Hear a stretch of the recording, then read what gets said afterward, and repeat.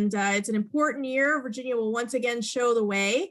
And I'm excited to see that all of you are ready to get started. For those of you who don't know me, I'm Jill Cayazzo, and I have the honor of chairing the best Democratic committee in the country, which I can say with certainty because we are in so many different races around the country. And I'm just telling you, if you're here for the first time, you are amongst some really, really great activists, and we're so excited that you're here with us. And we look forward to learning from you as well.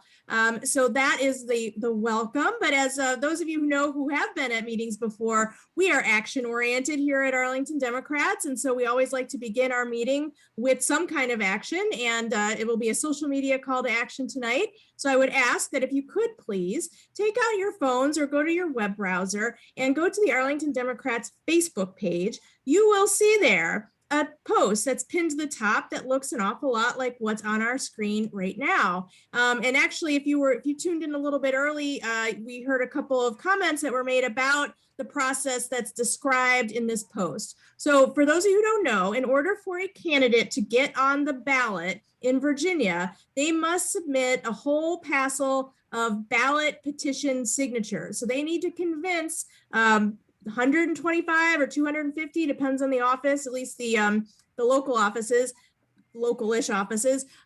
They need to convince that number of people to sign a petition saying, yes, I'd like to see this person's name on the ballot. It's the minimum necessary to get yourself on the ballot. So we want to support all of our great Dem candidates, regardless of who you're actually going to vote for in the primary. We want to make sure that we've got great competition and that we're really being as welcoming as possible. So fortunately, our friends at Fairfax Democrats, who I sometimes give a hard time, but I want to give them a shout out tonight, they put together a tool that will enable you to electronically sign the petitions that our candidates are circulating all at once. It takes you like less than a minute. You click the candidates, hopefully all of them that you want to support, and you identify your locality, and it loads everything for you, and you hit click, click, click, and Bob's your uncle. You have signed the petitions for all of these great Democratic candidates, some of whom are on the line right now, and I know they would greatly, greatly appreciate your support. So that this very sort of esoteric and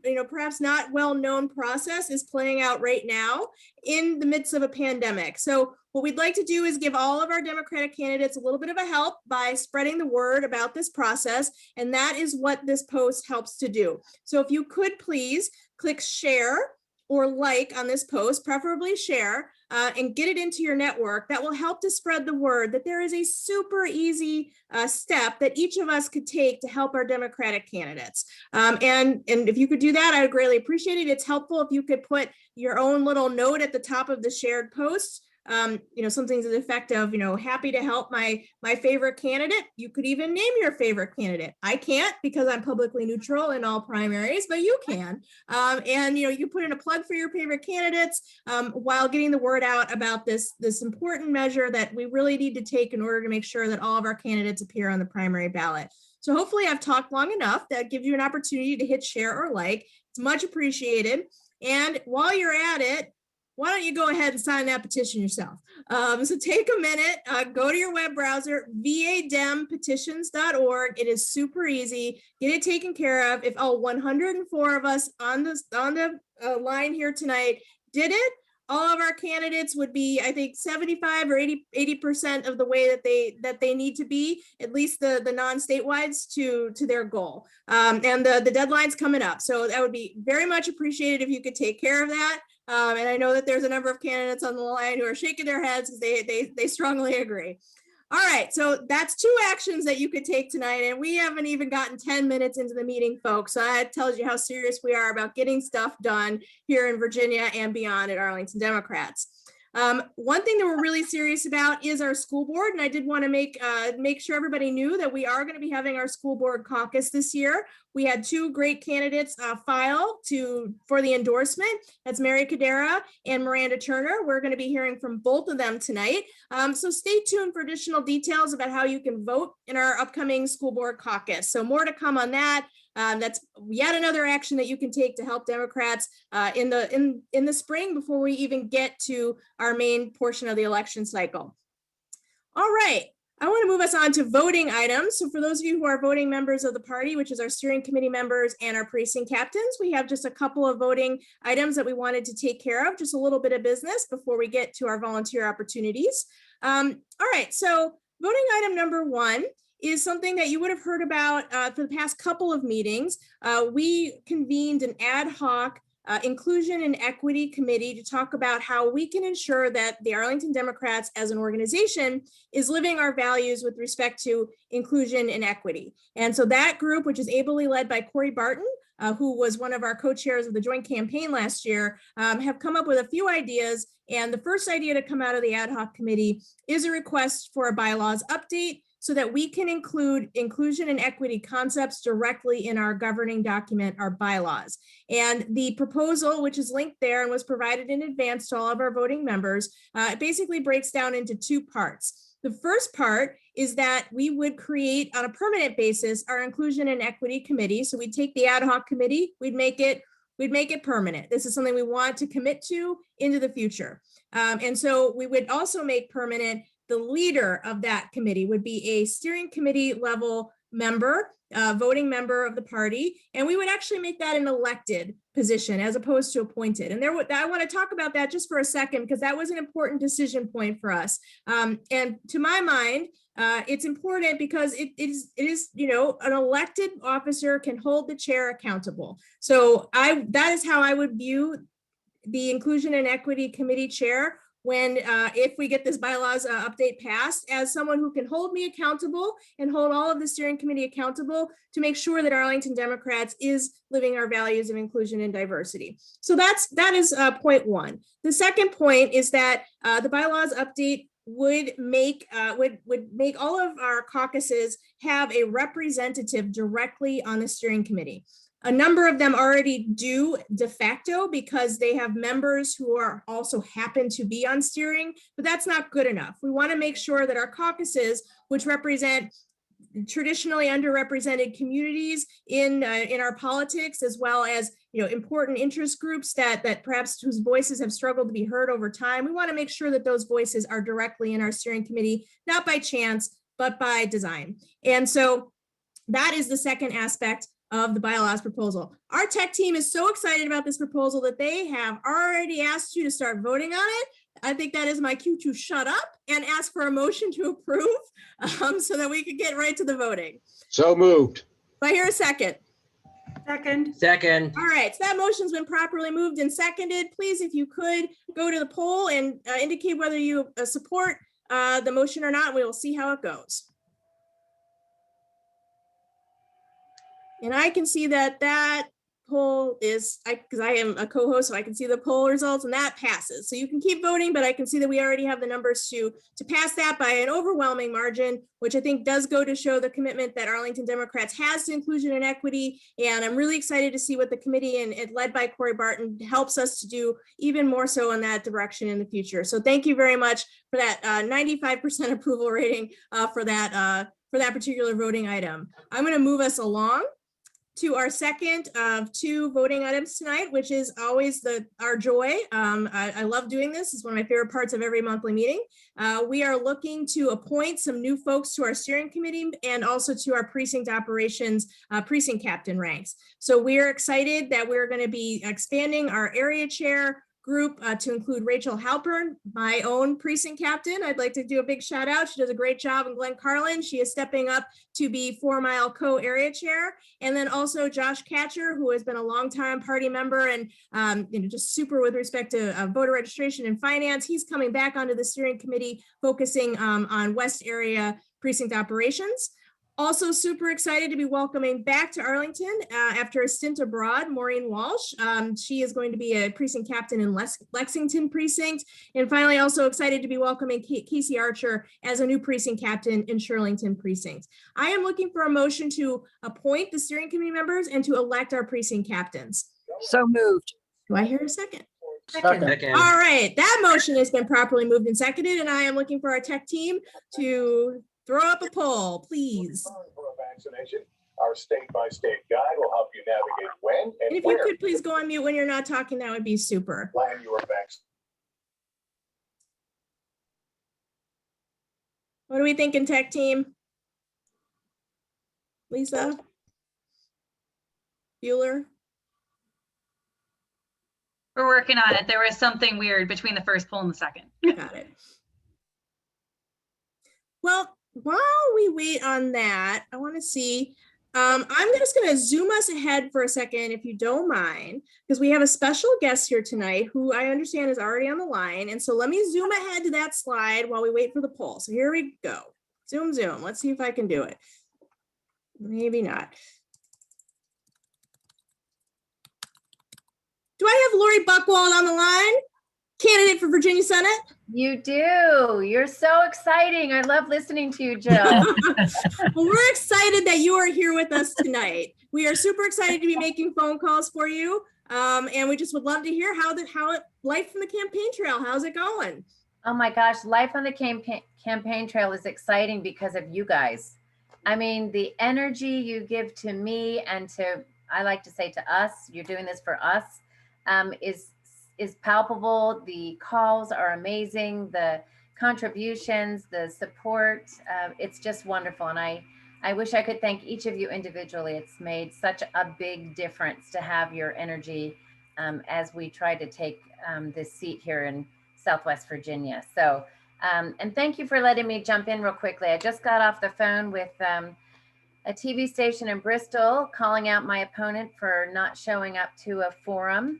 And then I will be jumping on a call with Labor as soon as I get off with you. So thank you for jumping right to it.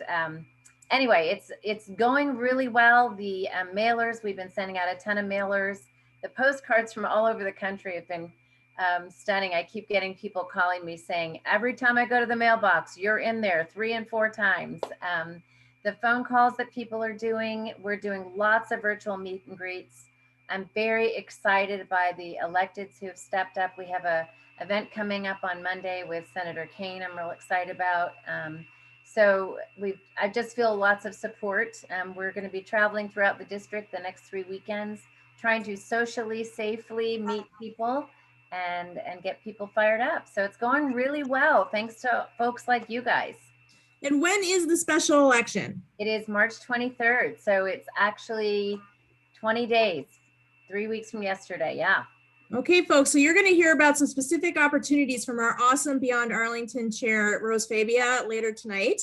But we need to show up for Lori. This is an important seat for us to help make sure that we're padding that majority. It is a slim majority. And we take nothing for granted here at Arlington Democrats. And so everybody, if you could please help Lori in her quest to flip that seat blue. And it is doable. It is doable because we have a great candidate who is working hard and all she needs is us helping her. And I know that Arlington Democrats are going to rise to the occasion. So we look forward to it, Lori. Thank you so much for stopping by. I know you are super busy. I want to make sure you get right back to talking to your constituents, but know that we are here for you now and we're going to be there for you on election day. Thank you. Thank you, everybody. I look forward to meeting you all and in person for real someday.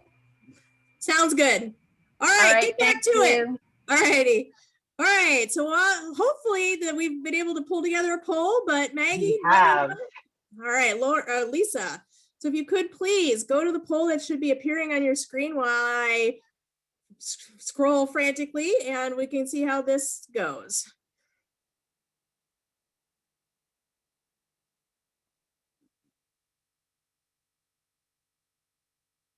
Okay, and I can see that that one passes as well. So please, if you could, keep your votes coming in, but I'm going to keep us moving to be respectful of your time.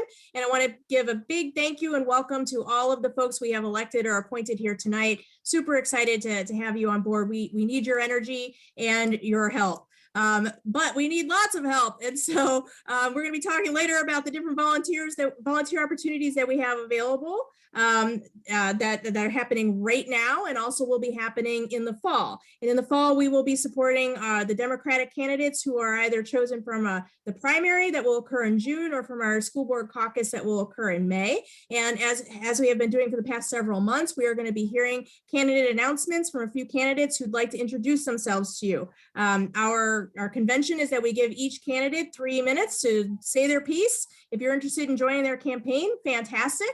It is entirely up to you. We try to give this same opportunity to all of the candidates. We go in order of the candidate office. And so the first person up is actually Elizabeth Bennett Parker.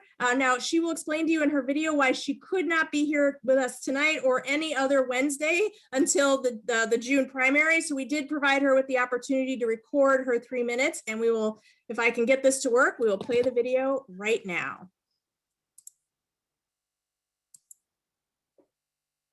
Good evening, Arlington Dems. My name is Elizabeth Bennett Parker, and I'm running to be the next delegate for the 45th District. I'm honored to receive the endorsements of former delegates who held the seat, Marianne Van Landingham and Rob Kopika, as well as the endorsements of the women on the Arlington County Board, including Vice Chair Katie Crystal, and I hope to earn your support as well. I'm sorry I can't be live with you tonight, but I serve as the Vice Mayor of Alexandria, and we have budget meetings on Wednesday nights through May. But I'm grateful for the opportunity to share with you a little bit about myself this way. Both of my parents were in the Navy, and they instilled in me a sense of service to our community and our country. My mom in particular used to always tell me, if you're not part of the solution, you're part of the problem. I've applied that to my entire career. I started a social enterprise called Fruit Cycle to fight food waste. I worked with small local family farmers to buy produce that would otherwise go to waste, turn it into healthy snacks, and use it as an opportunity to hire women facing barriers to employment, like women returning from the criminal justice system or experiencing homelessness. I wanted to help solve the fact that we waste 40% of our food while 1 in 6 Americans go hungry, as well as to mitigate the negative environmental effects of food waste. I hired my first employee through an Alexandria-based nonprofit called Together We Bake, and a few employees later realized we were doing some more things. We merged. I'm currently a co-leader of TWB, helping to provide job training to underserved women in our community, which inspired me to run for council in order to step up and address the challenges I saw many of our women facing. Another major factor in my decision to run for office, like so many other women in Virginia and across the country, was the election of Donald Trump. I am so thankful that he is no longer in office, but we know that we still have a lot of work to do. We need to build an economy that works for all of us, especially as we recover from COVID, and that includes passing paid family and medical leave for all of our workers. We need equitable educational opportunities, including accessible, quality early childhood education from birth, not only to set our children up for success, but to support working families and enable women to stay in the workforce, as we've seen so many forced out during COVID, especially Black and Brown women. And we need to fight climate change and its impacts so that those children have a bright future to look forward to. I have unique experience and perspective to bring to Richmond, given my background as a nonprofit leader, small business creator, and as a local elected official. That last perspective is especially important. There are only 18 delegates who have city or county government experience, and none of them are from Northern Virginia. And obviously we have very different issues here than in other parts of the Commonwealth.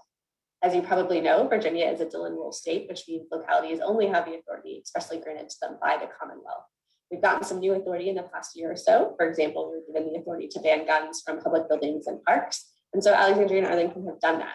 That's a partisan issue that happened because the General Assembly flipped parties. Serving in local government has given me unique insight into a number of local issues that are nonpartisan and could be improved with additional authority from the General Assembly. I'm excited to do more for our community by serving at the state level and to continue increasing the number of women serving in the House of Delegates. Thanks for your time, and I look forward to meeting you in person as soon as it's safe to do so. All right, and I can assure you that was 3 minutes exactly, because as folks know who've been at these meetings before, I'm tough. So if you're interested in Elizabeth Bennett Parker's campaign, check out, look her up on the web and check her out. All right, we're gonna move right along to our next candidate announcement. If I can do that. Good evening, Arlington maybe. Dems. Okay, got it. Okay, do we have Mary Cadera on the line? You sure do. Here I am. All right, great. So Mary, I'm strict with the time, but we are excited to hear from you. So whenever you are ready. I am ready. Hello, everyone. I'm excited to kick off my campaign for the Arlington School Board and seek your endorsement. Let's be clear, we are in an absolutely critical time for our schools. As students return to school buildings, many are bringing with them real losses. Losses in learning, losses in emotional well-being, economic instability, and perhaps even losses in friends and family members. At the same time, many of our educators have been pushed to the limit. In my conversations with them, I'm hearing about career teachers with national board certification who aren't planning to come back next year. And that loss of talent should concern all of us. Our schools are faced with 4 of the hardest challenges we've had in years: a teacher retention crisis, students who've waited too long to support their individual needs, projected enrollment growth, and an overstretched budget. It's times like these when you want experienced, thoughtful leadership. I'm that kind of leader, and I really want to serve. Education has been my life's work. That began in Virginia's public schools when I taught high school English and biology, and sponsored the Young Democrats as well. I left the classroom to lead PBS's National Education Division, where we created curriculum for K-12 students and some of the earliest online professional development for educators. I know how to make instruction succeed. More recently, I've worked with several local and national education nonprofits to launch programs and policies that make schools more equitable, effective, and engaging. I know how to improve a school's performance. I also became a leader in my school PTA and now in the Arlington County Council of PTAs. I'm working to improve inclusion and representation in school PTAs and advocating for more equitable PTA spending. I know how to see the big picture across the community. If elected to the school board, I will focus on 5 areas. First, our educators deserve more influence over school and district level policies, competitive salary and benefits, and excellent professional learning that equips them to connect with every student. Second, schools have to develop an inclusive, healthy culture in order to promote student achievement, parent engagement, and decreased youth risk behaviors. Third, we have to go beyond stale community engagement processes with outcomes that are predetermined. Fourth, we need to use the right data in our long-term planning, and we have to be willing to abandon practices that aren't working in order to be good stewards of public funds.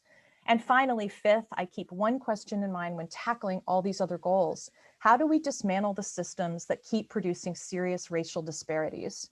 I can't bring the lived experience of a person of color to this work, but I can bring a commitment to seek out and value the experiences that people of color bring to the table. If you believe that Arlington deserves a leader who has the depth of experience that this moment demands, then I hope you'll support my campaign. To learn more, you can visit my website and get in touch with your questions and ideas. Thank you. Very well done on the timing. Appreciate it. Okay, so if you liked what you heard, check her out online, or it's entirely possible, as I think we saw with our last candidate, that some contact information may magically appear in the chat. Thank you very much, Mary. We are going to move on to our next candidate announcement, which is Miranda Turner. Miranda, are you on the line? I am. Thank you. All right, whenever you're ready. Okay, thanks. Good evening, everyone. My name is Miranda Turner, and I'm excited to announce that I'm running for school board, something I've thought about for a couple of years, and now I'm taking the plunge on. Just briefly on who I am, I'm from this area originally, married with 3 kids. I've lived in Green Valley since 2014, been an APS parent since 2015. My children have been in school at Dr. Charles R. Drew and at Montessori Public School of Arlington, and my youngest just turned 3. Many of you may already know that I've been involved in return to school advocacy since last year. And if you don't already know it, I expect that you soon will. The return to school issues are important to me, and I don't doubt it's going to be a big part of my campaign. But we are reopening. My son returned to his classroom yesterday, and he was thrilled. So now we need to turn towards the work that needs to be done to get back to our new normal, thinking about what that will look like and when. This means figuring out how to address learning loss, figuring out how to help students who are struggling with mental health and may continue to struggle, and rebuilding trust with the community that APS will keep our kids and our teachers safe. I think it also means asking who's coming back and catching up and who's still missing. Who hasn't been well served in the past year, and how do we reach them? Who wasn't well served before the pandemic hit, and how do we address that? For those students who still wish to remain virtual, how do we serve them? And relatedly, how to make sure our schools are taking a consistent approach to all of these issues based on best practices. Among parents, there's often a saying that APS is a system of schools and not a school system. We have to overcome this. Coming back stronger from the pandemic is too important, and it's really important for our future after the pandemic too. A strong school system that provides an excellent education to every student is something our entire community takes pride in, because it puts our next generation off on their best possible start. This is how we live our progressive values. I'm running for school board not to do these things for APS, but to make sure APS does them and does them well. As a school board member, I will work to make sure we are following our policies and implementing the new policies that we need. I will push to vote on important issues, and I will work to change the way the school board responds to and serves the community for the better. Thank you for the opportunity to speak with you tonight. I was warned about the 3-minute thing, so I made sure to come in well under the wire. I'm looking forward to the campaign. And one note on my website, it's still a work in progress, but it's coming soon. Thank you all for your time. All right, thank you very much. So if you like what you saw, again, reach out and get involved in whichever campaigns interest you the most. Any of these folks and any of the folks we've heard from before or we'll hear from again would be fine public servants. And it is just so important that we all get out there and help our primary candidates. If you see somebody that you like, you've got to work for them. So really appreciate the candidates stopping by. It's always great to see you. Thank you for stepping up and being willing to serve. I am going to keep us moving along in our agenda to precinct operations, and I'm going to ask the chair of precinct operations, Carol Fontaine, to take us through the many ways to get involved right in your neighborhood with the Democrats. Carol? Thank you, Jill. Good evening, Arlington Democrats. As always, it's good to be with you all. Thank you to newcomers and those of you who come every month. Thank you all for joining us in this battle to keep Virginia blue. We never get a break in Virginia. We're at it again, and we're glad to have you guys with us. Next slide, please. Next, and the next slide, please. Please join me again in welcoming our newest team members. This is a really talented group, and we're really delighted to have them all. As Jill said, Josh and Maureen have been with us before, and they are at last returning to precinct ops where they belong. Welcome back, and congratulations to all of you. Slide, please. For those of you who are not already a part of our precinct teams, we invite you to join us.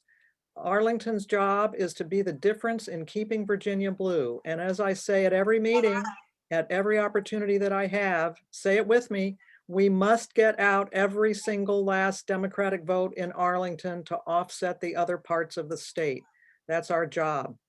Much of this work happens at the precinct level, and we'd love your help. Help us strategize and plan how to get out every vote in your neighborhood, how to be the face of the Democratic Party in your neighborhood, and how to help build community in your neighborhood. If you're interested in joining your neighborhood precinct team, please contact me at precinctoperations@arlingtondemocrats.org. Slide, please. Focusing in now on precinct captains in particular and a bit about what they do. Precinct captains are the leaders of our precinct teams. They're key to organizing the precinct teams, to building the community, and conveying the sense that we are all in this together. They lead the effort to reach our voters where they live, encouraging voters not only to vote for our candidates, but also to volunteer. And they do a lot more.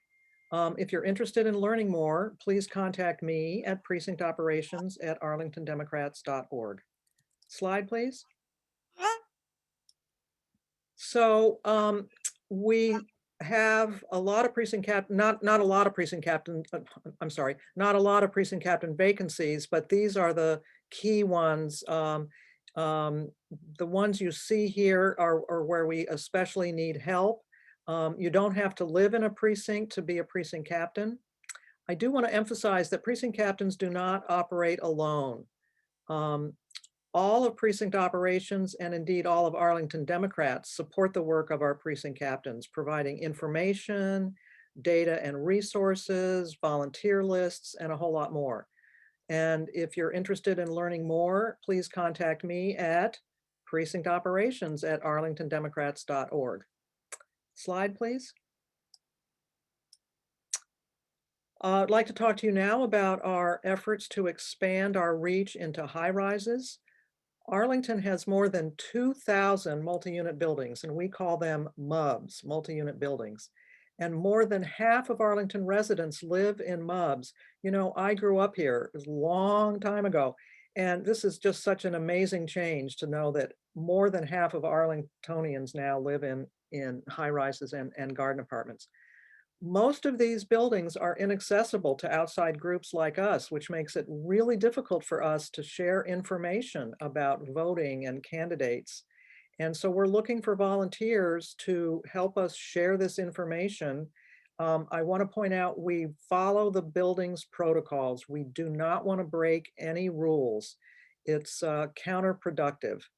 If you can help, please contact MUBs@arlingtondemocrats.org. And I want to thank our vice chairs, Richard Skinner and Mark Fiumara, for leading this effort. Slide, please. So the last thing I want to share with you tonight is about our April lit drop for voter registration and early voting. I think you all know that Arlington is a highly transient community. And so we have to do a tremendous amount of new voter registration just to replace the people who leave. We found out last year that early voting is a big hit. It's here to stay. And we want to remind voters that early voting for the June 8th primary begins on April 23rd. We also want voters to know, while we're out there doing all of this work, that Arlington Democrats are on the job. We're working to keep Virginia blue. We're still here. We're not going anywhere. And so beginning in early to mid-April, Precinct Operations is going to be supporting the voter support team to spread the word about voter registration and early voting for the June 8th primary. Slide, please. And we're going to spread that word by doing what we call dropping large Post-it notes with early voting and voter registration info and stick them on the voter's door. So Post-it notes are also known in our business as stickies. And I just learned today from Marcia that they're also known as knock notes. So the stickies for this April lit drop are going to look a lot like the one you see here on the right. They're going to include a Spanish language hotline number. And with this lit drop, there is no voter contact. You just put the sticky on the front door. If you can take a route, please sign up at our website, arlingtondemocrats.org/continue the fight. And that's it for Precinct Operations. Turning it over to Marcia and voter support. Okay, thanks, Carol. Yeah, the only thing, just a little note on the sticky there, we might have a little tweaking of the text just so that people understand that they're voting this year for governor and for all delegates, all state delegates, so that they don't just, because I have a feeling a lot of people might look at it if we don't say anything and say, what are we voting for?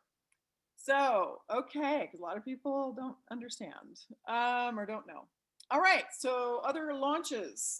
April is going to be a springy month for lots of activity.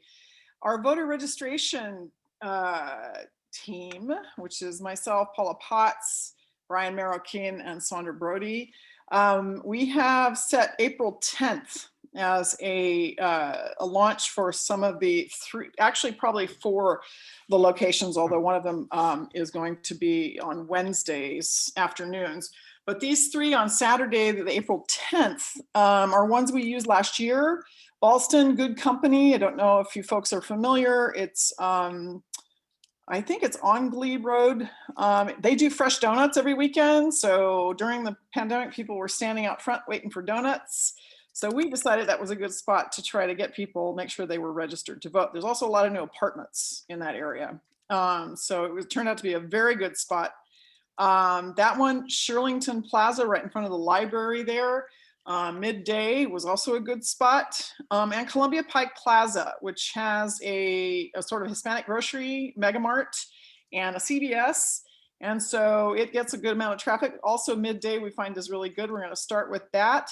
Would like to have Spanish speakers. We could have like an English speaker and a Spanish speaker there. We usually do a couple of people, a captain and a volunteer. We don't want too many volunteers because of COVID.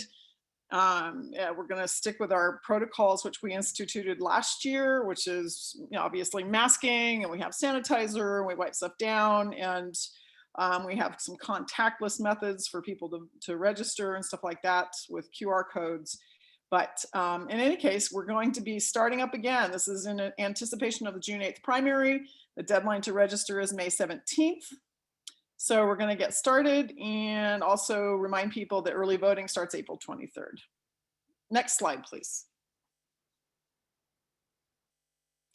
So I wanted you, if you haven't looked again, I mean, and maybe people, I don't know if people on the line, if you're a Spanish speaker, if you've seen our website in Spanish, you can see the tab on the top of the website page. You can't see it on this particular cut of a web page.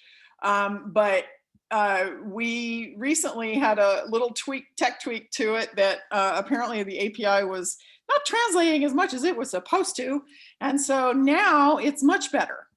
So like a lot of our sort of news releases and things are in Spanish. So we're going to really be working to spread the word this spring to our Spanish speaking community that this is a resource for them in terms of voting information and other things, Arlington centric and politically related, obviously.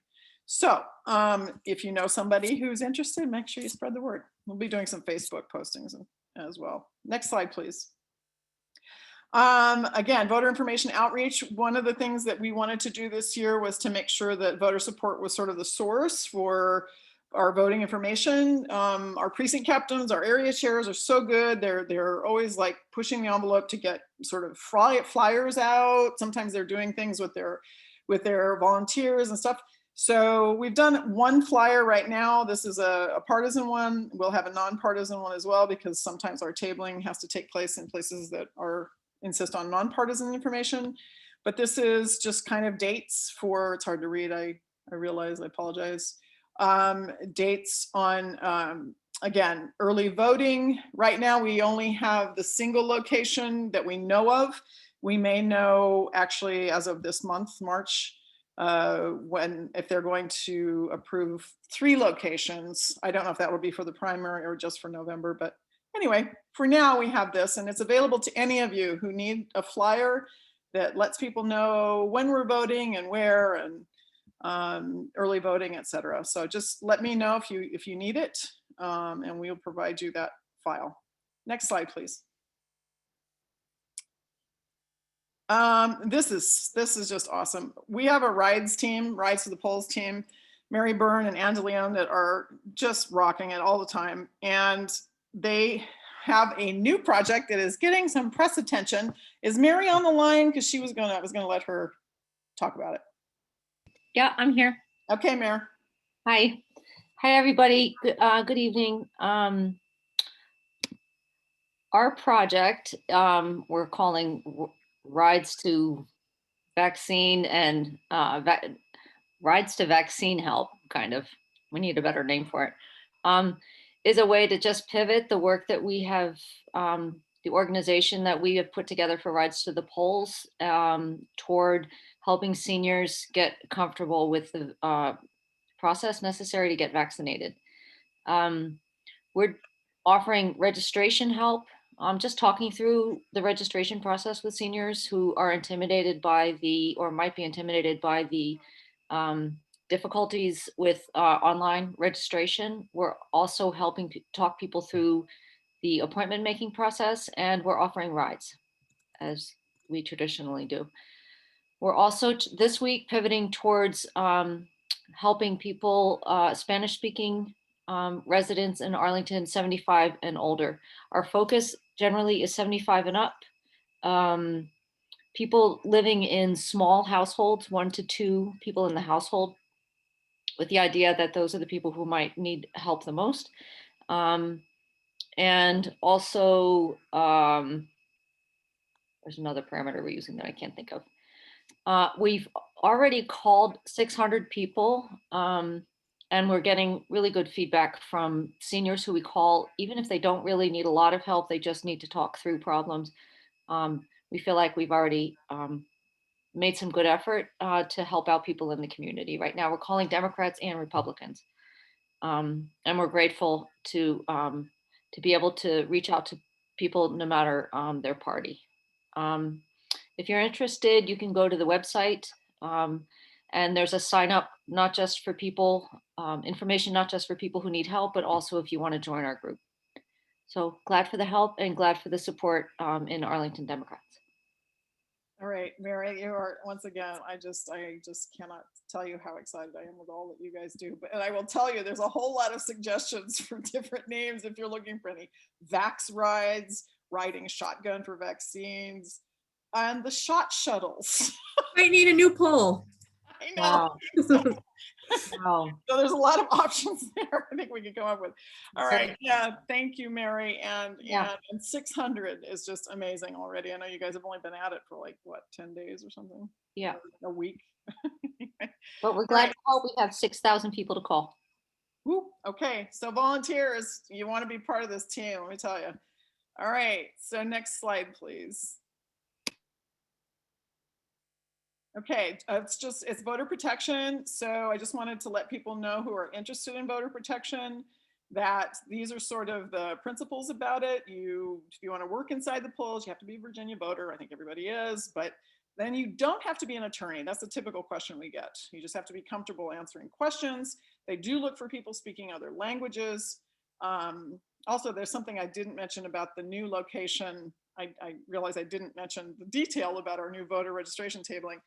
That's going to be at the Whole Foods in Pentagon City, and that will be Wednesday afternoons. It'll be up on the website shortly. And if you speak Amharic, please jump in because there's a lot of Ethiopian Americans in that neighborhood. Anyway, back to voter protection. They are going to be starting recruitment in March, and this is the link. And so if you can sign up, they ask you a number of questions about what you want to do, if you're willing to travel. If you have any questions at all, you can email Diana there at her email. And that's it.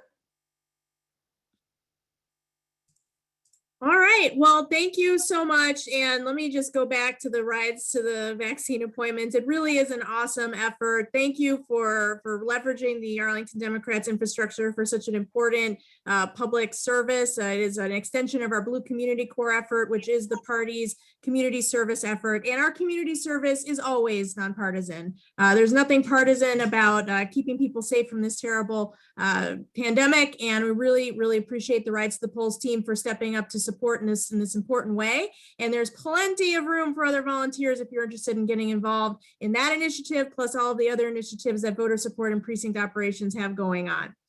Well, folks, I have to confess, a chair fail has occurred tonight. We missed one of our candidates for candidate announcement, so we're going to go back to that section of the presentation. Apologies, totally my fault. So the team has quickly put together a slide that we are going to show. I have to reshare my screen in order to do it, I think. Let's check it out. Yep. Okay, folks, how could I have forgotten? Such a wonderful public servant. Hopefully he will forgive me. But we have with us tonight Delegate Rip Sullivan, who is running for re-election, and he has 3 minutes to tell you why. Take it away, you, Rip. Madam Chair. I'm sure the fault was on my side. Look, I appreciate you sparing 3 minutes for me this evening. I call this whiplash week. This is when I and my colleagues have to go from the session back to our regular jobs. I have to try to remember how to be a lawyer. And of course, we also shift immediately to campaign mode. I thought I would take just a couple minutes to talk about the remarkable session we've just concluded. In fact, really remarkable couple of sessions over the course of the last 2 sessions. You know, the things we've accomplished in Richmond over the last 2 sessions were just inconceivable 16 months ago. Inconceivable that we would repeal the death penalty in Virginia. We've passed a budget this week that has raises for teachers and all sorts of important progressive programs that we've found a way to fund. We raised the minimum wage in Virginia. The last 2 sessions, we've done remarkable things in gun safety. We've passed protections for our friends in labor. We've passed the Virginia Values Act to protect our friends in the LGBT community. On the environment, we passed the Clean Economy Act, and just this last session have started to electrify Virginia's transportation network. The list of things we've accomplished is as long as my arm. And I want to quickly pivot to tell you what I believe are the 3 scariest words in the English language. Speaker Todd Gilbert. Speaker Todd Gilbert. If we let them take back the majority, they will undo everything I just went through and more. And that's not a guess. That's what they've already said they're going to be running on. They want to just undo everything we've accomplished in the last 2 years. And the most important thing that they will undo, the first thing they will undo, which I haven't talked about yet, is all the terrific things we've done making it easier to vote in Virginia. We know this is a national strategy from the Republicans to go backwards and make it harder to vote nationwide. That's the only way they can win elections. So I can't tell you how important it is. I know I come to you every year and tell you that it's the most important election. We have to defend our majority and return all 55 of us and gain some more seats as well. I am running again, big announcement tonight, and I'd be grateful for all of your help. And if you're in the 48th, your votes. I have more to do. I've helped him since I got there to get us to 50. I want to help preserve that majority and get us even further. It is petition time. So we talked about that earlier. If you can go to these websites, you can go to my website, which is ripsullivan.com. And if you click on constituent services and voter information, you can sign my petition there. But mostly my message is we've got to work so hard this year to make sure that we preserve this majority, because what we have done has been remarkable, and what we can continue to do will be even more so. But the Republicans are after us. They want that majority back. So I hope you'll work with me. I hope you'll support my candidacy, but I hope more importantly, we'll work together statewide to return all 55 of us and more to the House of Delegates this fall. Thank you, Jill. I appreciate it. Thank you everyone for your time. Thanks, Delegate Sullivan. Apologies, but always a pleasure to see you. All right, I believe that is our last candidate announcement for the day. So we'll keep us moving right along to, I believe we were up to Beyond Arlington, which we heard a little bit of a sample of earlier when we were graced with Lori Buchwald's presence, but I want to turn things over to our terrific Beyond Arlington chair, Rose Fabia, for an update about how you can get involved in that important special election. Rose?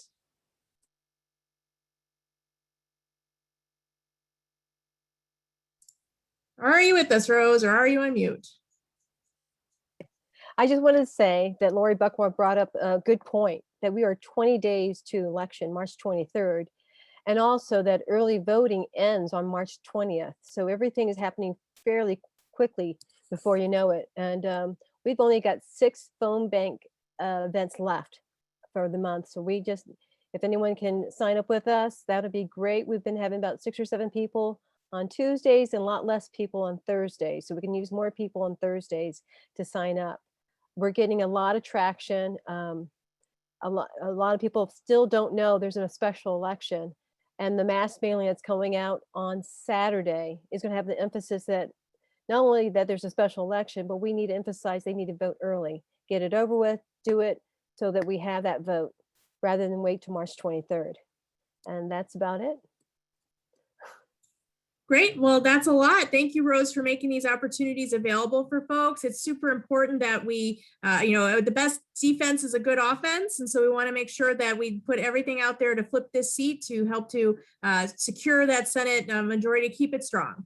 So thank you for all the work that you're doing. And please, folks, if you could spare an hour or two for Lori, that would be extremely helpful between now and March 23rd.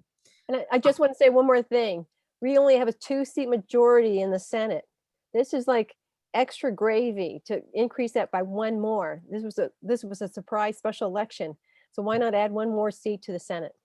That's right. Yep. Every vote counts. Every race counts. We run everywhere. So if you could get out there and help with this, that would be terrific. Thank you so much, Rose, for making these opportunities available to folks. I'm going to move us right along then to our outreach update and turn things over to Big Mike, the chair of outreach, to let us know all of the many things that are happening in outreach. Mike? Thanks, Jill, and good evening, Arlington Democrats. My name is Big Mike. I have the pleasure of leading the outreach team. We are going to fly through this update. I know it's everyone's favorite part, but just as Jill mentioned in the chat, we will be posting all of these opportunities online. So next slide, please.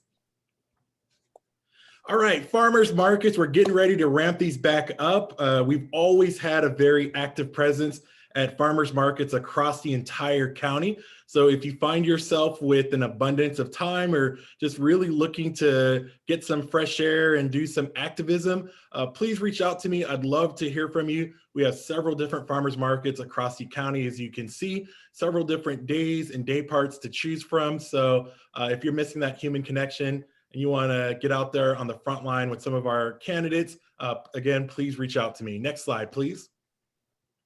I'll kick it over to Josh and Jessica to talk to us a little bit about all things Blue Families.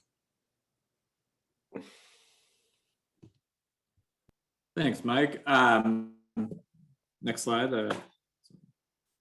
So it's just me, but I did want to announce that we have two awesome Blue Families co-chairs. Jess Thibodeau lives in Lyon Park. She's a mother of she's a lawyer and mother of a 4-year-old and 7-year-old daughter, and we're super excited to have her on board. And our other co-chair is Alyssa Tafty, who is going to help with the postcards, which we're definitely still charging forward with.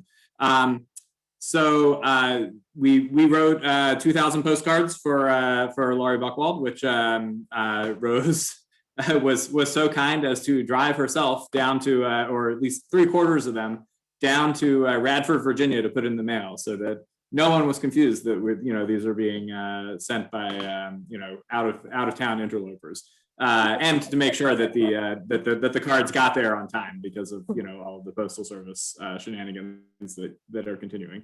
The big thing I wanted to just make sure that everyone was aware of is we are having our kid-friendly 2021 kickoff virtual event on Friday, March 19th from 7 to 8 p.m. Please, especially anyone on this call who has a kid of any age, this is really going to be geared towards the kids, and we're going to learn about the 2021 Blue Families Challenge. That's sort of a friendly competition to inspire us to do as much as we can in this important election, a trivia contest, and a special VIP guest who will be interviewed by the kids.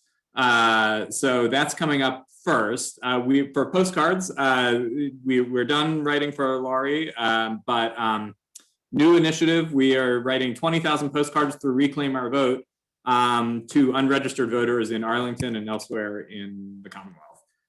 So I will be rolling out the sign up to that. I'll probably just put it in the chat, but I'll be posting it on the Facebook page and sending an email about it in the next couple of days. But sign up for those. Those need to go out by April 17th. And man, we had a rough time not having, our bread and butter is social events where families of all ages can get together and bond, and we've missed that. So please get your vaccine so that we can go back to in-person events. We'd love to do the potluck in September. We'd love to get out there and knock doors. So let's, Joe said that the vaccines are going to be ready, or there are going to be enough of them by May. So everyone please sign up so that we can go back to normal, at least as defined by the campaign activities that we do. So that's all I got. Back to you, Mike. All right, thanks, Josh. I really appreciate it.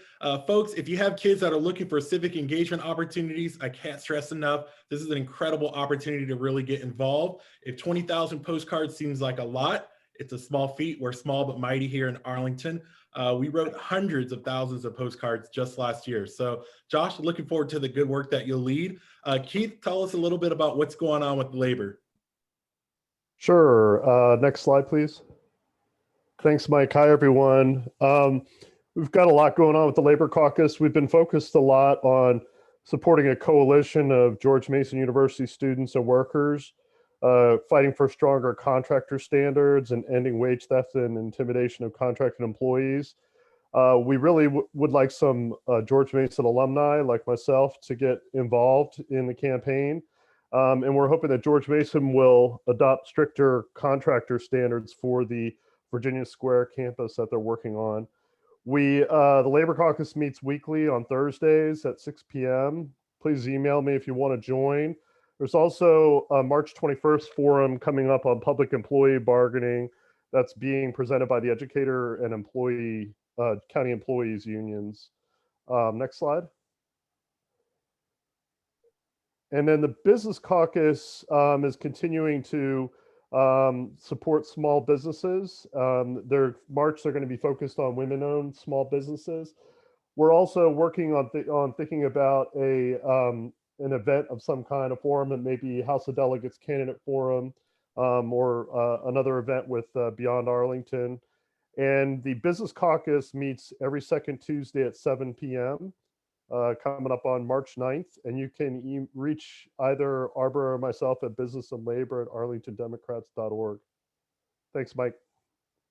Keith, thank you for all the good work that you're doing. I know we have a ton of elected officials on the line, so I'm speaking directly to you. We have wage theft issues going on at GMU. GMU is a staple for our community. We expect you to get involved and to engage this community for some of the stuff that's going on.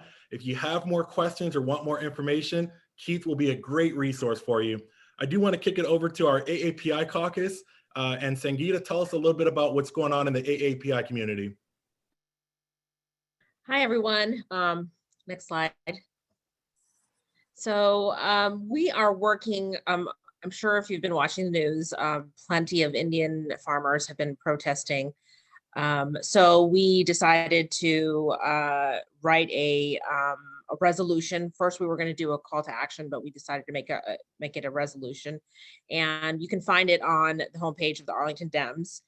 It was written predominantly by Shivani, who is our new co-chair, and she's very much involved with the Arlington Young Dems, but she wanted to get involved with AAPI efforts as well. So take a look at it. I'll post the link after I'm done talking. And then we are also going to work on a Stop AAPI Hate resolution. And as you've seen in the news, there's been a lot of attacks towards AAPI Americans, and we want to make a point about that. So and Chris DeRosa is working on that as well. So next thing is community outreach. So I actually learned that there's quite a few, I've come across quite a few Indians here in Arlington and just canvassing and whatnot, but I couldn't find any sort of group, any sort of Facebook page, or, there's no temple here in Arlington. They're predominantly out in Chantilly and whatnot, and Herndon. So I found an Arlington Indians group on Nextdoor, and I reached out to a bunch of them, and they're very interested in having a Zoom with me. And it's really going to be, it's not going to be political. We just want to listen to their thoughts, their concerns and whatnot. And, because the thing with outreach is that we need to gain their trust before we ask them to vote for somebody. So I'm working on that. Hopefully I'll have something done before the next meeting. And then fun thing is, we're going to be the first caucus to have an Instagram account. And yes. And Shivani is putting that together right now. And one of the things that we're going to do is we're going to highlight AAPI owned businesses here in Arlington. And as you know, there are a ton here. So we're probably going to post about 2 a week. And with that said, I've reached out to Arbra, and she and I are sharing some information. So that's going to happen pretty soon. So look out for that. We're probably going to ask the Arlington Dems Instagram to kind of maybe do a post for us, so you all can follow us there as well. And then Mike and I and a couple of others are already in pre-planning stages for AAPI Heritage Month, which is coming in May. So one of the ideas that popped up was maybe working on a recipe book of local AAPI of just Arlingtonians. And so we are working on that too. And then, as Marcia mentioned earlier, Columbia Pike, the plaza over here, I live on Columbia Pike. We'll probably, join in a voter registration event in some way, or it doesn't necessarily have to be Arlington, because there are quite a few AAPIs in Falls Church, but that's definitely going to be on the books once it gets a little bit warmer. So that's all I got. Awesome. Thank you, Sangeeta, and thank you to the other co-chairs from the AAPI caucus. Looking forward to all the good work that you're doing. Thank you for trailblazing the way on the Instagram account. All of our caucuses really paved the way for other caucuses to follow suit. So looking forward to that cookbook, and also looking forward to that good work. We'll go to the next slide. I'm just going to quickly recap all things from the Black Caucus. Keep going one more, please. Awesome. Thanks so much. So week one, we had a great week celebrating Black film. If you missed it, there's a ton of great films to go check out. You can find all of those on our Facebook. On week two, we really celebrated all things art and music. We even had a paint and sip night. So if you missed that, it was recorded. I'd encourage you to check it out. Week three, just like Sangeeta mentioned, we really celebrated all things by Black. And then the last week was really focused on the Black legacy. So we had a really successful month with the Black Caucus. We're going to shift gears a little bit and start focusing on Juneteenth. I do want to kick it over to Chris and tell us a little bit about all the things going on in the Latino caucus. Chris. Hi, Mike. Thank you so much. Oh, hold on. I'm sorry, my video's not working. But thank you so much for hold on, maybe that introducing me. My name is Christopher Concepcion. I'm with the Latino Caucus.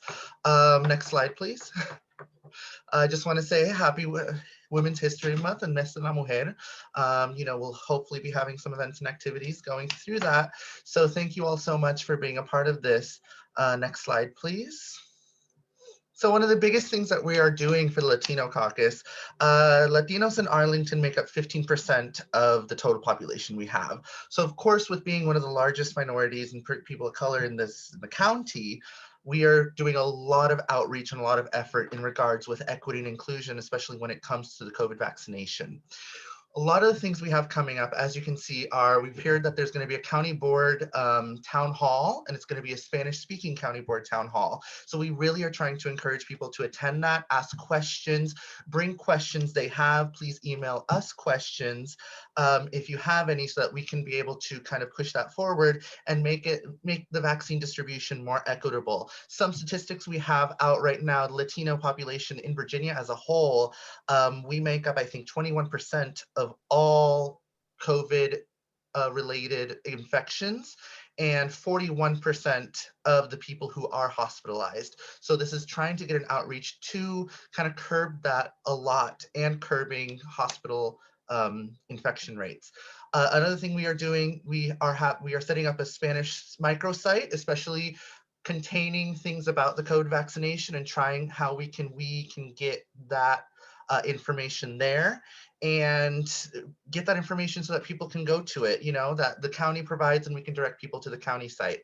We're also going to be doing pop-ups with the county. And as you'll see in the next slide, we partnered with the Arlington County over the COVID vaccination committee, and we're going to be doing pop-ups, hopefully distributing information about how people can register for the vaccine, get the vaccine distribution out, and kind of help them get to the places they need to. We're currently in talks of how we can, you know, Mary talked about a little bit earlier, with Spanish-speaking Ride to the Vaccines, right? We currently are trying to set up a kind of information session that we'll be having on the 13th in regards with helping Spanish speakers sign up for the vaccine, especially if they're having trouble email and phone wise. So, you know, we have that going. Next slide, please. Yes, here it is. And as you can see, we have partnered with the Arlington County's Complete Vaccination Committee. One of our members, Kathleen McSweeney, is actually on the committee, and she's at a meeting right now, but it's really exciting and important that we are receiving all this kind of up-to-date news as to what's going on with the vaccine in the county, and we are trying to push that information forward and outreach to everyone that we are serving. So that's a really big partnership that we're doing, and we hopefully to outreach. Next slide, please. Yes, so the big thing is we are having a COVID-19 information session for our March 13th meeting. It's going to be at 10 a.m. and I'll put here in the, I'll put here in the Zoom chat kind of the registration link we have right now. I believe this is the registration link we have for this month. That will be changing, of course, for the next months to come. It's going to be really important because we hope to invite some legislators and county officials to come and kind of speak to us and answer questions we might have with the COVID-19 vaccination, especially within the Latino community. So we're really excited. We hope that you all can attend and that we hope to get your support. Next slide. And so I'm sure you've seen this meme all over the place. Remember, get vaccinated and please register. So thank you all so much. And also, I do want to thank Izzy Taveras for bringing these slides together. She created all this. So thank you so much for this wonderful work and everything. And thank you all for my team. So thank you all, and thank you, Arlington Democrats. Awesome. Chris, thank you so much. And thank you for bringing some humor to a dark time. I love it so much. Folks, as you can see, all of our caucuses, every single one of them, they're all doing great work in the community. They're the eyes, the ears, and the heartbeat of our community. I encourage you to get involved. You don't have to be Latino to join the Latino caucus. You don't have to be Black to join the Black caucus. Show up, show some support. Everyone is welcome to join. I do want to kick it over to Dan to talk to us a little bit about what's going on in the disabilities community. Dan? Thanks, Mike. So first of all, I did want to say in advance that our March meeting is tentatively scheduled for Thursday, the 18th at 7 p.m. And as you can see at the bottom of the slide, that if you want to get in touch with us, you can email us at the Disabilities Caucus address. Next slide. Wanted to also be sure to let folks know we too had a vaccine forum. We had a discussion on the 25th of February with County Board member Katie Crystal on COVID-19 vaccine distribution in Arlington County. The focus was on vaccine distribution for at-risk populations, as well as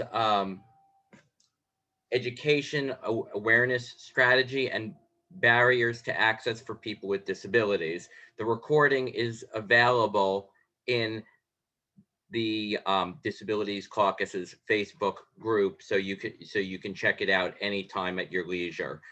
We are in the process of lining up speakers for an upcoming healthcare event, which we decided to defer for a period in order to prioritize information about the vaccine, which is of such urgent concern in the high risk communities, which are included in the disability community.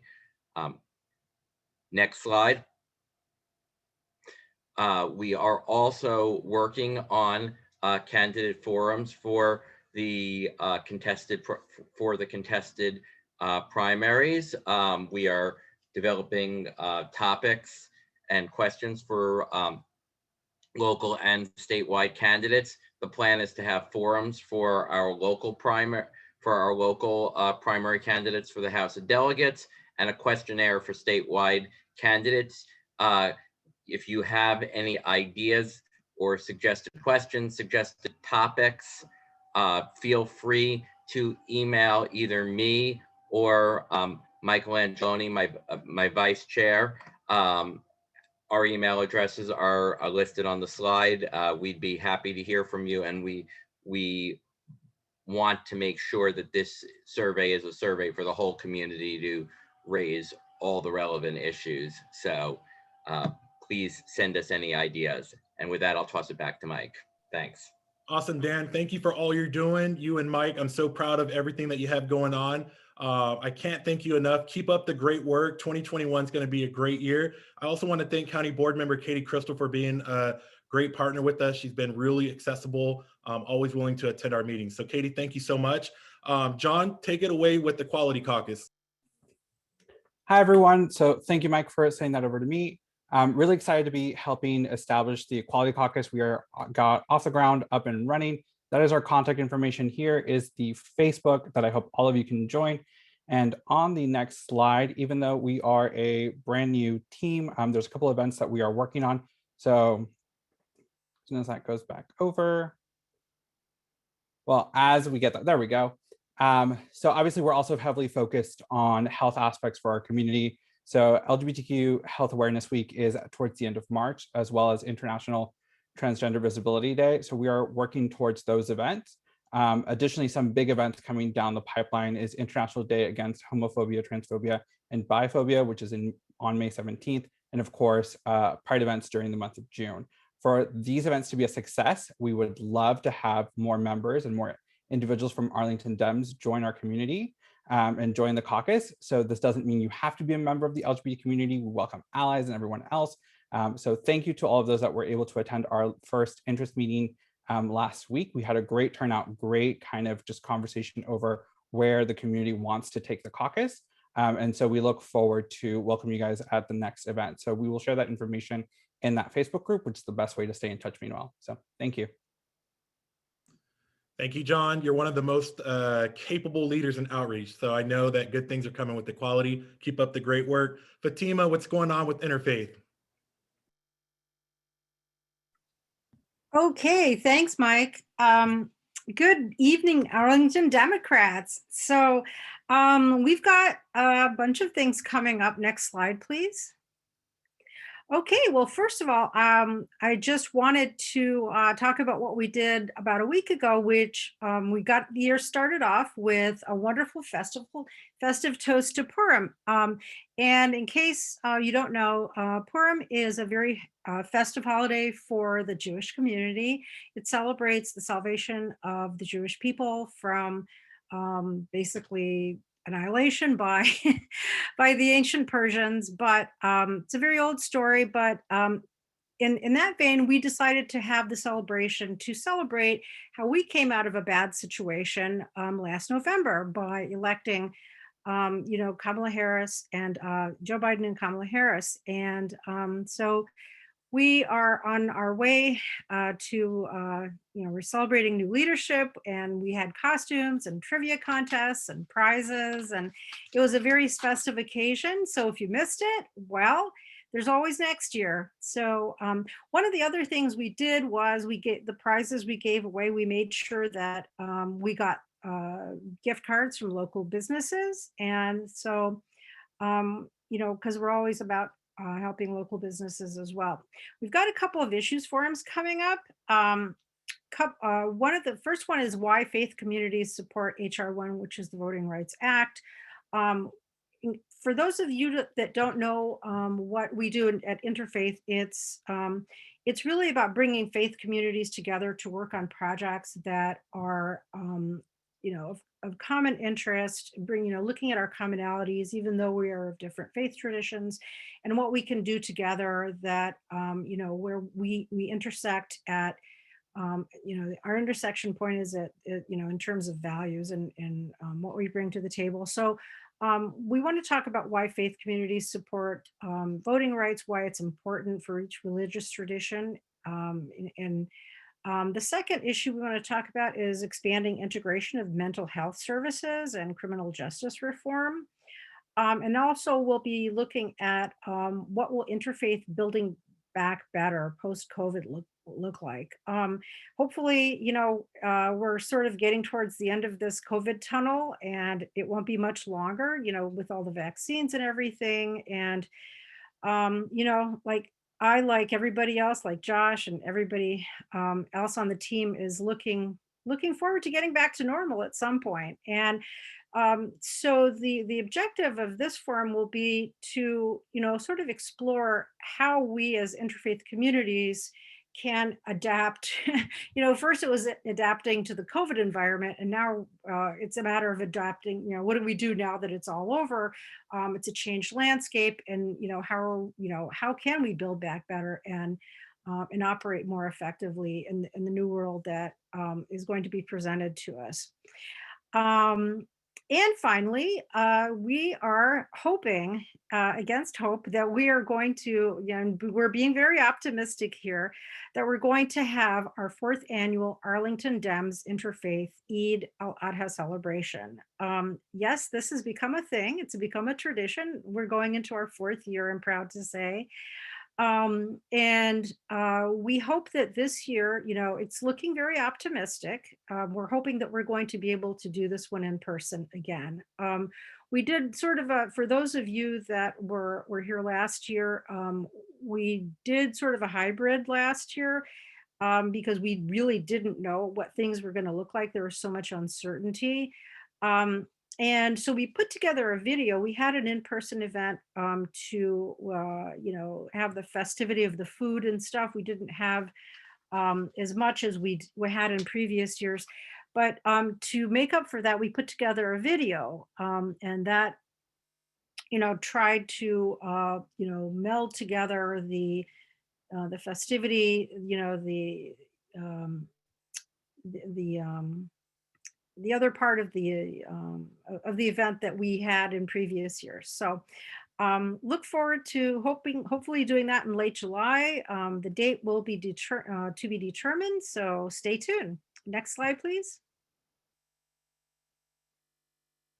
Okay, so a couple of other things that we're doing. We're continuing to, I'm gonna just whip through these really quickly. We're continuing to connect with faith communities and encouraging support to mandate paid sick leave. couple of policy issues: extending moratoria on rent increases and evictions, repealing the right to work law, which you've already heard about, and of course, welcoming immigrants and refugees, which is a large part of what the interfaith community is very interested in. So I'll end on, on this. We have a bunch of activities going on. We love to have fun. We work hard, and we would love to have you join us. Our planning meetings are on Sundays at 1 p.m. And please, if you haven't already, this is really important. Check out our Facebook page. You see the link there. And I will also put my email address in the chat so that if you'd like to join us, I can add you to our distro and we can get going. Thanks so much. Back to you, Mike. Awesome. Thanks, Fatima. I just checked your Facebook page or your group and you got 261 people in there. I'm giving you a challenge, 300 by the next meeting. I know you can do it. So the last caucus is really just the Military and Veterans Caucus. You can send them an email if you want more information. The email address is on the screen. The next meeting is going to be on 3/27 at 10 a.m. I'll take the next slide, please. Every month, this caucus does do a food drive. And I just want to give a quick thank you to everyone in the county committee, the entire county.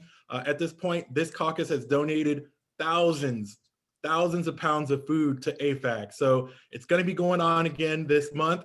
We're going to be picking up. If you're a little worried about COVID, you can leave it in your trunk, pull up, pop the trunk, and our volunteers will take it out of the trunk for you. So don't even have to get out of your car. Don't even have to roll down the window. Just give us a smile under your mask and a quick wave. We will be picking up from the Barcraft Family Community Center. So again, just having a presence in a historically underrepresented community as well. So that's it for caucuses. The next update is going to be with AYD. So I'll take that next slide. And I want to introduce our digital director. We're celebrating Women's History Month. So Jessica, take it away. Thank you so much, Mike. I'm just making sure you can hear me, right? Sure Wonderful. I switched for my AirPods, so. But thank you so much for having me. This is the first time I've had the opportunity to speak with you all and attend one of these full meetings, and it's been extremely impressive. So thank you so much. The event that I want to talk about, the first event that I want to talk about is the event that we're having on March 23rd to celebrate Women's History Month. So last month we did some incredible events around Black History Month. This month we're here to celebrate women. And this month is really built around us celebrating the contributions women have made to history as well as to modern society. And the theme this year is Valiant Women of the Vote, Refusing to be Silenced. This is really around ratification of the 19th Amendment, 1920, when women now able to vote. But what we will be doing is to celebrate Women's History Month is a Women's Leadership Forum on March 23rd. And this event, we will be having a few local speakers really talking about their successes and challenges and where we need to go, as well as open it up to our membership and the speaker and the audience. So a couple of the speakers that we'll be having is Atima O'Mara, Virginia DNC member, as well as the Executive Director of Planned Parenthood of Virginia, Jamie Lockhart. So, and there'll be a couple of additional speakers as well. So please, if you see this event on Facebook, please, or Twitter or on Instagram, share it, RSVP. Definitely would love to see everyone there, or as many people as we can. I'll take it back to you, Mike. Awesome. Thank you, Jessica. At this time, I want to introduce our Community Service Director. Shiv, do you want to tell us a little bit about period poverty? Yeah, thank you so much for having me. My name is Shivani. I'm the new Community Service Director for AYD. So one of my goals as Community Service Director was to have one act of kindness or one community service event a month for AYD. And so since this is Women's History Month, the community service event for this month is going to be around fighting period poverty. So, you know, a lot of people think that period poverty is something that only affects developing countries, but that's not at all true. It's a big problem in America too. Up until recently, you know, women's prisons didn't even give free menstrual hygiene products to their inmates. most food stamp programs don't cover menstrual products, and most women's shelters also don't provide these products. And so this is our small way of hoping to provide every woman, just the basic sense of dignity. And so we'll be running a donation towards an organization called BRAS, which stands for Bringing Resources to Aid Women's Shelter. It's a local organization that basically donates menstrual hygiene products to women and girls in need. We'll provide more information about how you can donate and support this cause on our social media. So if you're able to, we would really love your support. Thank you. So I think I'm going to now pass it to Mike. Thanks, Shiv. And I'm actually going to pass it to our esteemed president, Matt Royer. Yes, thank you. First of all, would like to just, ask everyone to give it up for our talented e-board members here that joined us today. We love it when new folks join right away and get right involved, and that's exactly what Jess and Shiv did today and have been doing for the past couple months, and they've been doing a great job. So I really appreciate that. I am very excited as well to say that we are going to be putting on something that I know that is very important for me, which is an e-board town hall, which we will be basically asking our membership to come and speak with us about any issues that they're having and any questions that they want to have asked, so that we can answer those right away and in person.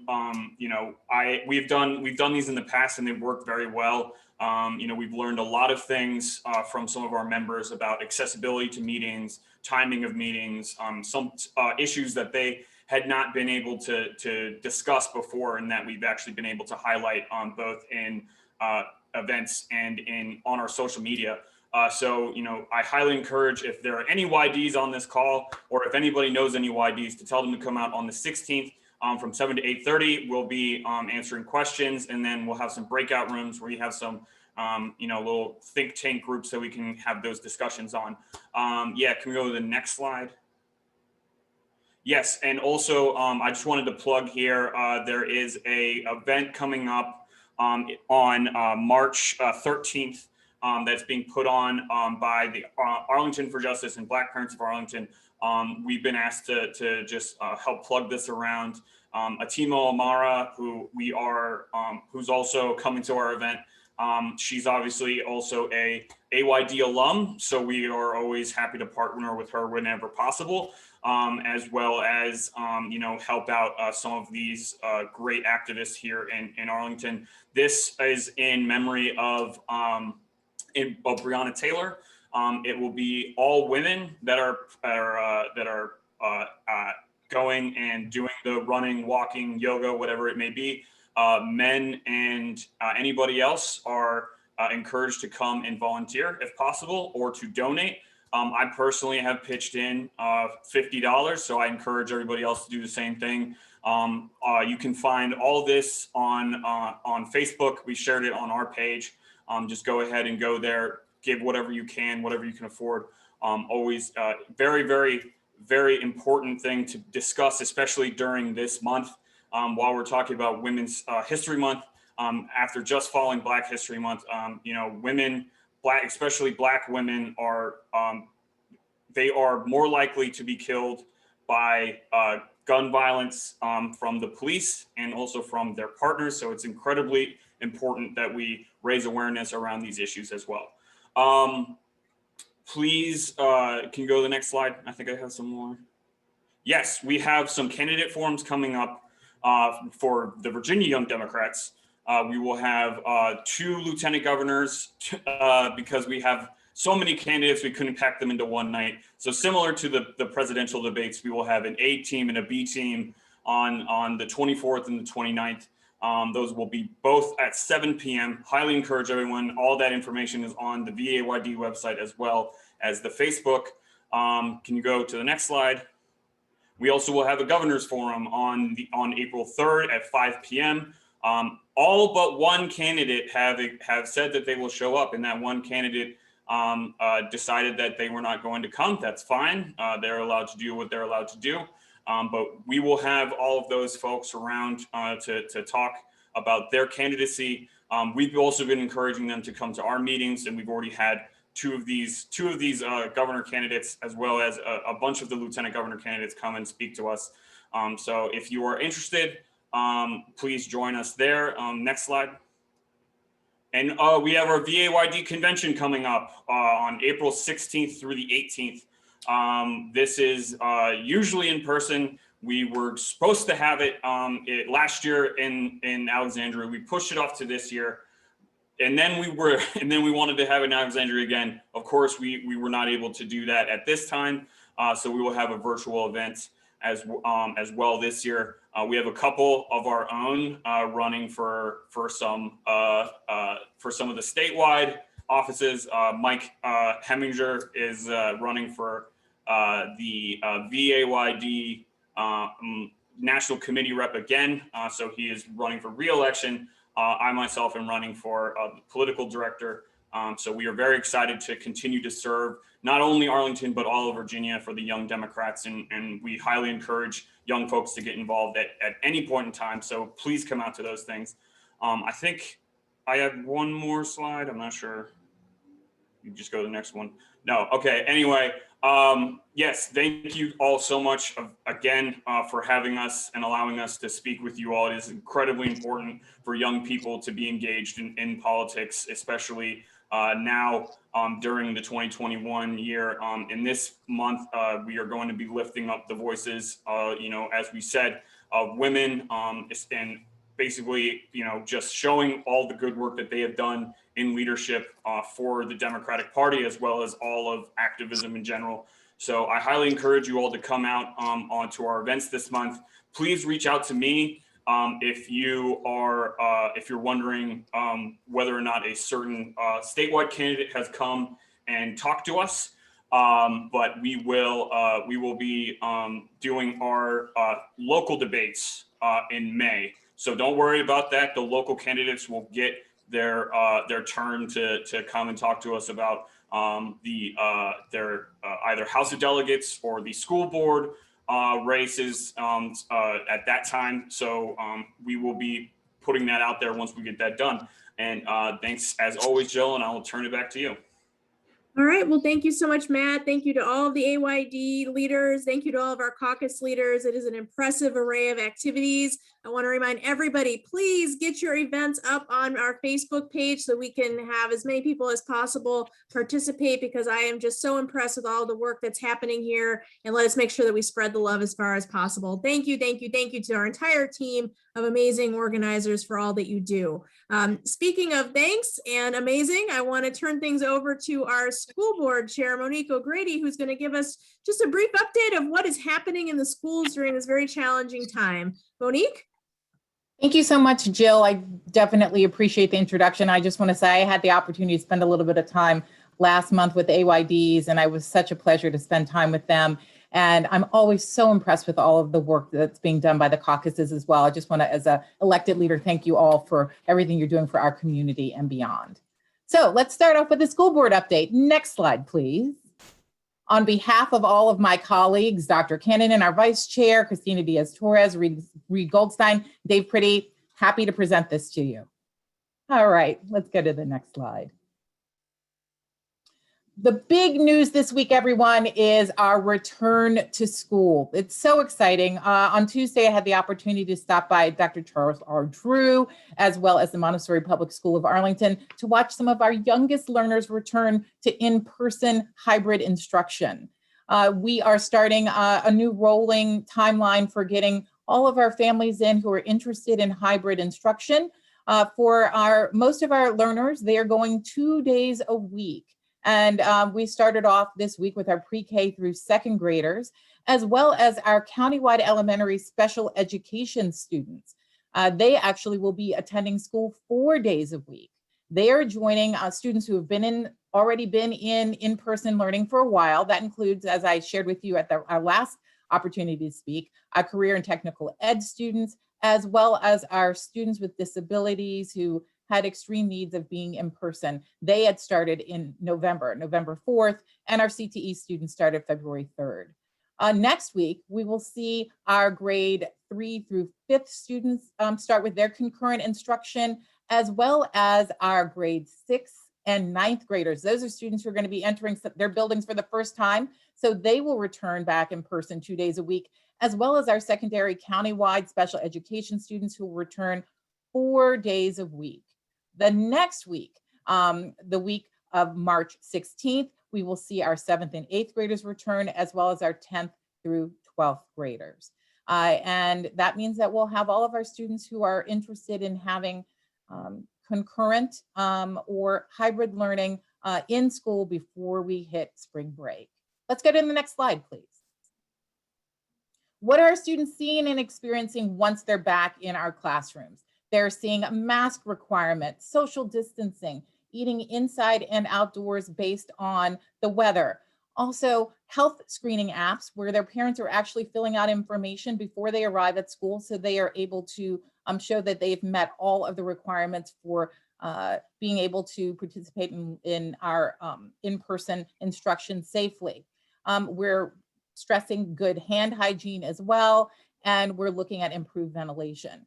For our ventilation, we are following Harvard School of Public Health and also CDC guidelines to ensure that we're looking at 4 to 6 air changes per hour, and we're utilizing something called certified air cleaning devices to help make sure that we're reaching those guidelines. Let's go to the next slide. You guys by now are pretty familiar with our school board action plan, our work plan. On the next slide, and you can go to it, I'm going to go over a few things that we're working on that school board action plan. One of the things we are concentrating on right now is the instructional program and pathways document. That's a visioning document for how we believe APS should be growing to meet what we want to provide our students, which is multiple pathways to student success. So we have had a report from our staff. We've had conversations with leaders and our community, and this document will come back for school board information. Actually, we've moved it back to April, but if people are interested in learning about what we're thinking about for future instruction and opportunities for our students, you can find out more at our Engage page. Let's go to the next slide. In addition to that, we are looking at school naming and renaming processes as we prepare to open up in the fall with 2 new neighborhood schools, and as well as a school that's going to be moving. So at this point, we have a proposed new name for the new neighborhood school that will be on the Key site. That neighborhood proposed new school name is Innovation, and the school board will be acting on that on March the 11th. We're also waiting to hear recommendations for the new school facility that will happen at Reed. And we're also waiting to get recommendations from the Key immersion community that is moving to a new site to determine whether or not it is interested in changing its name. And as usual, we do have policies in review, and our families and community members have the opportunity to give us any suggestions as we prepare to look at policies. And you can go to our website and Engage to figure out what the most recent policies are that we're looking at to update. All of our policies by law are required to be updated at least every 5 years. Let's go to the next slide. Now we want to talk to you about a very intensive issue that we're working on now, and that is our budget. Just last week, Superintendent Dr. Duran shared with us his proposed FY 2022 budget. In that budget, he provided for us the budget that he believes is needs-based for our APS district, and that budget came to $704.4 million. And as we look at that budget, we were able to also look at what we're anticipating will be our revenue for this year from both the county and also the state. And when we take a look and compare the two, we have a deficit of $42.5 million that we need to figure out how to fill. Let's go to the next slide. One of the reasons why we are facing that budget deficit is because we are seeing fewer resources that will be made available to us. And you can see from this slide that in the past, we have seen an increase from the county over the last 3 years, not including last year, of about 4% or $19.3 million. That will not be available to us this year, according to what the county is proposing. Their revenue is looking essentially flat. The governor's proposed budget also would deal us a decrease in funding, And also with the governor's budget, we had over the last 3 years prior to last year, seen a 6% increase or about $4.3 million. So those are funds that will not at this point be coming to us. We do have a glimmer of hope, however, and that Congress is looking at passing the American Rescue Plan. If that plan comes to fruition, we could see as much as $20.5 million coming to us that we could potentially try to plug in to help fill in that deficit. Let's go to the next slide. Just wanted to share with you basically how our funds are usually distributed. And when we take a look at this slide, and I'm sorry, it seems a little askew here, but the most important thing for you to look at is it's our school operating funds that really require the largest percentage of our budget. And you can see that that takes up more than 80% of our budget. And under the superintendent's proposed budget for FY22, about 95% of that portion of the budget would be going to salaries. That really goes to show you that the staff is really an amazing and important part of what makes up APS. Let's go to the next slide. Now I want to share with you some of Dr. Duran's elements in his budget. And really one of the things that he highlighted that was very important is that he wants to be able to continue to support education and equity. Dr. Duran is an equity champion, and I think that we can see that in his proposed budget. His proposed budget looks at many different things, including handling enrollment growth. And then when it comes to equity, we're looking at increasing staffing and services for our students with disabilities and also adding additional resources for our English learners. We had the opportunity to have evaluations in both of those areas over the last 2 years. And this would build on some of the recommendations that were made in those evaluations. We're also looking at increased instructional and mental health supports. As we know, the pandemic has really created some mental health challenges for all of us, but including also our students and our staff. And so his budget does recognize that and tries to advance some of those items as well. And in addition to that, there are items in the budget that would address our Office of Diversity, Equity, and Inclusion. So those are some of the major things that are in the budget. I'd also like to share there's some other things that are not on this slide before we move along. And that includes us taking a look at our compensation for our staff. In prior years, we had always been looking at ensuring that we can continue step increases for our staff. Last year was the first year in quite a while where we did not have the funding because of the COVID complications that we were able to give any staff increase for our staff who I know that you probably are aware have been working incredibly hard this year without any sort of compensation increase to meet the challenging needs of our students, learning how to teach in a virtual way, learning how to teach in concurrent models where they'll be teaching, some of them will be teaching students at home and in the classroom at the same time. Dr. Duran has proposed this year a 2% COLA increase for everyone who works for APS. And he's done that with an eye on equity. If he were only to have offered a step increase this year, he explains to us that would have left about 35% of our staff without any increase.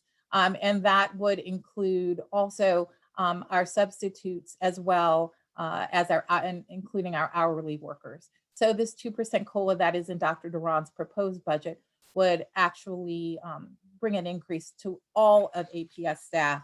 And so that is one of the things that he is suggesting that be included in a passed budget. Let's move on to the next slide. So what are we going to potentially do if we're in a situation where we don't get a lot of all of the money that we need to close that gap? We have had some suggestions from our staff of new requests that are needed to address some of the things that Dr. Duran's trying to work on, focusing on education and equity. He's looking at phasing in some of those requests over several years. In addition to that, he's looking at realigning some resources, trying to figure out ways that we can get all the things we need to be done by spreading out some of those requirements from central staff down to our schools. In addition to that, he's looking at efficiencies in our baseline budgets. What does that mean? That means some things are proposed to be either scaled back or totally taken off the table.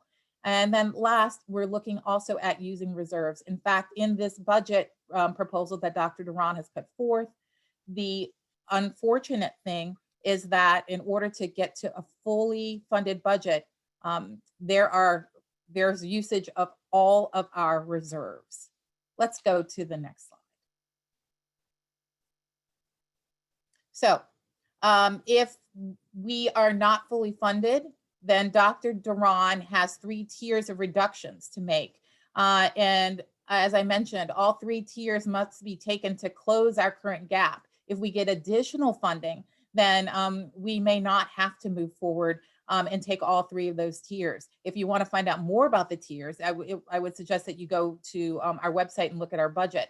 And when you go there, you'll see that what is suggested is as we get additional funding, if we do, then Dr. Duran would remove the tiers based from the bottom. So tier 3 would be the first one that would not be taken, then tier 2, then tier 1. All right, let's go to the next slide. This is our budget calendar. This gives you the opportunity to understand all of the different work sessions we'll be having to dig more deeply into the budget, as well as opportunities for public hearings on the superintendent's proposed budget, and also the steps we get to actually approving the budget for FY22. It is important to hear from the community. So if you are interested in digging in more deeply, we encourage you to do that, and then go to our Engage page, which will allow you the opportunity to give us your feedback on some of the proposed cuts and some of the proposed additions to the superintendent's budget. Let's go to the next slide. And these are the ways that you can continue to stay connected with the board. Please sign up for our monthly newsletter. You can speak at a board meeting via our phone service. We have virtual open office hours. That Engage page is the best place to go if you have comments on anything that we're currently working on. And you see all the other items there. Again, Jill, thank you so much for the opportunity to participate. We do appreciate you and everything that Arlington County Democrats do. Happy to be a member. Thank you. Thank you, Monique, and right back at you. We always appreciate the updates. They're extremely informative on such an important topic to a lot of people in the county and really to us all. And so just thank you very much for all the hard work that you and your colleagues are doing on the school board, especially during these challenging times. We are running a little bit behind, so I want to keep us moving in our agenda, and I want to get us to our upcoming events. There are a couple of additional events that I wanted to mention that haven't yet been touched upon to make sure that you are aware and can participate. So first is a Roosevelt Obama Society event. Now, most of our events are open to the public. We let everybody in, but not our Roosevelt Obama Society events. These are events for people who have joined our sustaining member program. It's a special event that comes with your membership. And this is a really great one. We are so excited that we are going to be having a members only coffee, virtual coffee with the DLCC president, Jessica Post. So the DLCC is the Democratic Legislative Campaign Committee. This is the national organization that helps to ensure that we elect Democrats in the state house. And so we've obviously got an extremely important election this year for our House of Delegates, and the DLCC is going to be partnering with VA Dems to get the job done. And we're really excited to hear directly from the president of the DLCC about their plans to support us in Virginia. That's going to be on March 13th. So if you think that sounds like a great program, and it definitely is going to be, and you want to join, great, we'd love to have you. It's easy. All you have to do is join our Roosevelt Obama Society and commit to providing a level of funding per month or per year, your choice, to help fund our operations year round. This is what keeps our lights on at headquarters when we're there. It helps with all of our sort of backbone activities. We are able to leverage rides to the polls because we have our operations year round thanks to the Roosevelt Obama Society, and we can leverage that infrastructure, rides to the polls, to support vaccines, and we can do lots of other things because we have that year round support. So if you'd like to join, just go to arlingtondemocrats.org/donate. And for a really modest monthly sum, if you can swing it, we'd love to have you be a member and check out this great event. And I want to thank the finance team for putting it together and for the future work they're going to be doing this year, and a tough year to make sure that we've got the money that we need to elect Democrats in November. So please join if you can, arlingtondemocrats.org/donate, and look forward to seeing you at this great Roosevelt Obama Society event on March 13th. The next event that I wanted to mention actually made it into the AYD slide, so I'll just give it another plug that on March 13th, a little bit later in the day after our Roosevelt Obama Society event, we do have that Walk for Her Life, or Run for Her Life, I should say, that's happening in Arlington. And if you're able to check that out, it's going to be a great event. So encourage you to do so. And then I think our last event that I wanted to mention is not one of ours, but always want to be plugging events that are of interest to our members. And so just wanted to note that in addition to the AYD candidate forums that you saw earlier, there also are going to be televised on the internet debates at the Attorney General, Lieutenant Governor, and Governor level. I think the Attorney General debate was last night, but the other two are still upcoming. So if you want to tune in, you've got all of the links there at the bottom. March 11th and March 16th are the next upcoming debates. And I know that the Democratic Party of Virginia also is planning of holding debates later in the cycle, and we'll be providing information about that as they come up. As always, we will be posting these slides online. So if you didn't quite get the links as we were flying through the slides, don't worry. You'll be able to see these. They'll get posted probably tomorrow. In addition, we will also post the recording of this meeting so you can check it out and you can replay all of the high points at your leisure. And I think that brings us to the end of our meeting. I want to thank everybody for coming out tonight, for sticking with us. It's another action-packed meeting, but it is important that we hit the ground running and that we run hard the entire year in order to make sure that we are making an impact in our community and also that we're going to be effective on Election Day in November. Thank you all for everything that you are doing to help our community and to elect Democrats. It is always a pleasure to be with you every month, and I look forward to fighting by your side into the future through Election Day. Thank you very much and have a great evening.